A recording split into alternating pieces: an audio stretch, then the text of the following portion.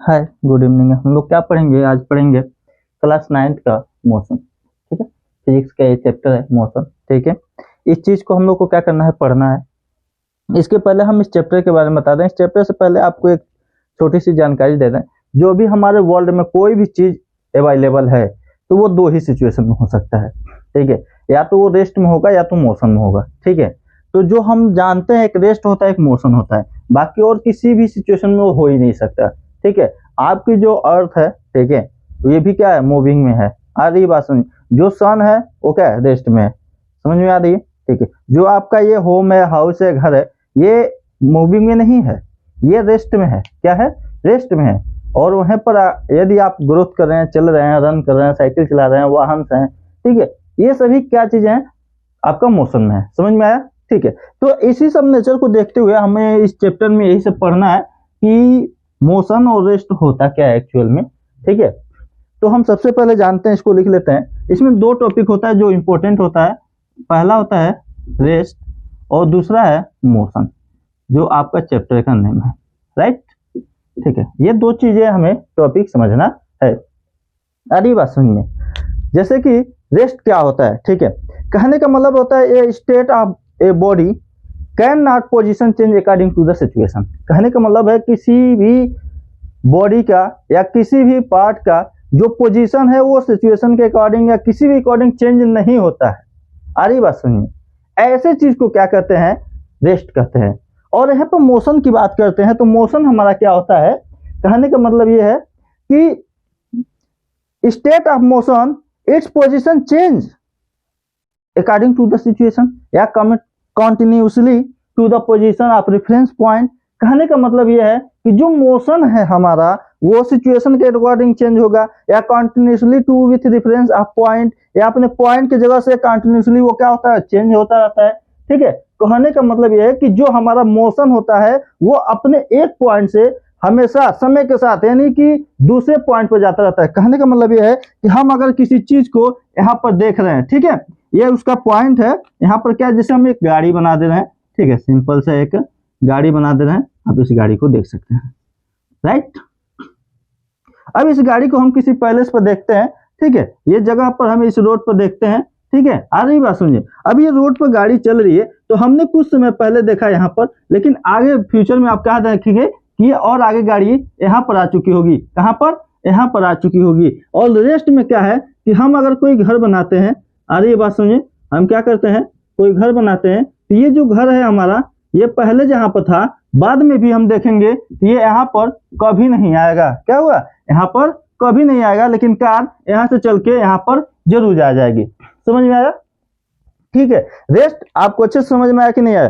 कहने का मतलब, रेस्ट का मतलब यह है कि किसी भी सिचुएशन में या किसी भी समस्या आ जाए या कैसा भी प्रॉब्लम्स हो, वो अपना point to the situation does not change according to the situation. कहने का मतलब जो उसका पॉइंट है वो कभी भी चेंज नहीं कर सकता। आज जहां पर है कल भी वहां पर होगा। ऐसे चीज को हम क्या कहते हैं, रेस्ट कहते हैं। और मोशन जो आज यहाँ पर है कल कहीं और यानी परसों कहीं और, यानी वो क्या होता है, कंटिन्यूसली समय के हिसाब से क्या होता है, चलता रहता है। ठीक है, ऐसे चीज को हम मोशन कहते हैं।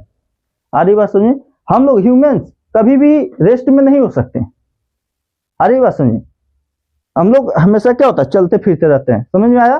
ठीक है, अब इसके आता है, जैसे कि कहने का मतलब ये होता है कि क्या कितने टाइप से मोशन होते हैं।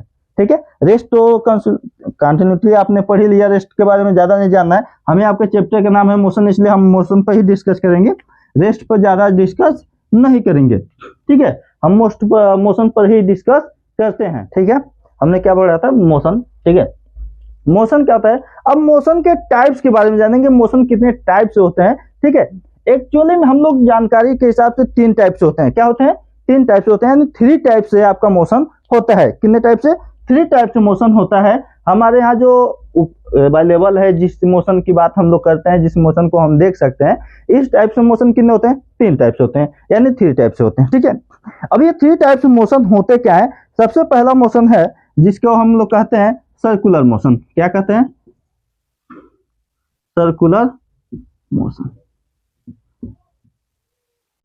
आई बात समझिए। उसके बाद से जो हमारा अगला है, उस मोशन को हम लोग क्या कहते हैं, समझिएगा, लीनियर मोशन। क्या कहते हैं? Linear motion. जो सेकेंड नंबर पे है हमारा क्या कहते हैं, लीनियर मोशन। ठीक है, और थर्ड नंबर पे आपका आता है जो सबसे इंपॉर्टेंट है और थोड़ा डिफिकल्ट भी है। ठीक है, थर्ड नंबर पर जो आता है आपका क्या होता है, वाइब्रेटरी मोशन होता है। क्या होता है, वाइब्रेटरी मोशन होता है। क्या होता है, इसको हम यहाँ पे लिख लेते हैं।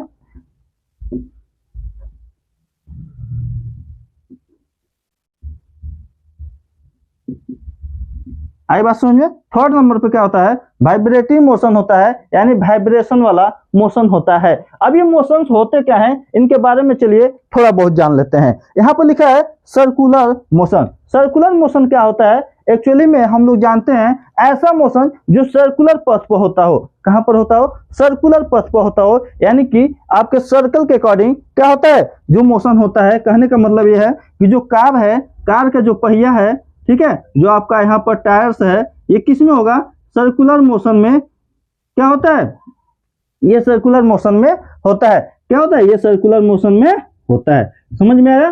ठीक है, उसके बाद से आता है लीनियर मोशन। अब लीनियर मोशन की बात करते हैं तो कार को अगर हम ऊपर से देखते हैं, कुछ हाइट से देखते हैं, कुछ डिस्टेंस से देखते हैं, तो कार हमारी सीधी रेखा में चलती है। कहने का मतलब किसी पथ पर चलती है, यानी किसी रोड पर चलती है, तो जो सीधा चलती है ऐसे मोशन को हम क्या कहते हैं, लीनियर मोशन कहते हैं। क्या कहते हैं, लीनियर मोशन कहते हैं। समझ में आया।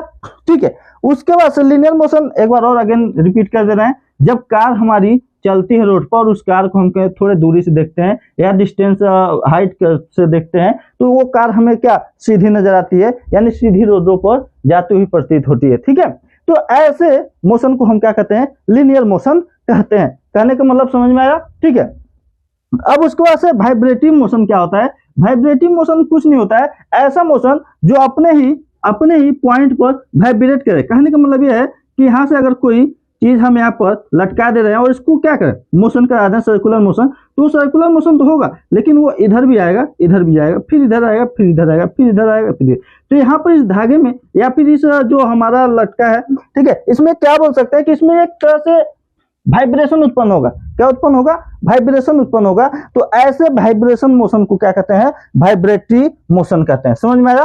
ठीक है, अगेन एक बार और ऊपर से रिपीट कर देते हैं।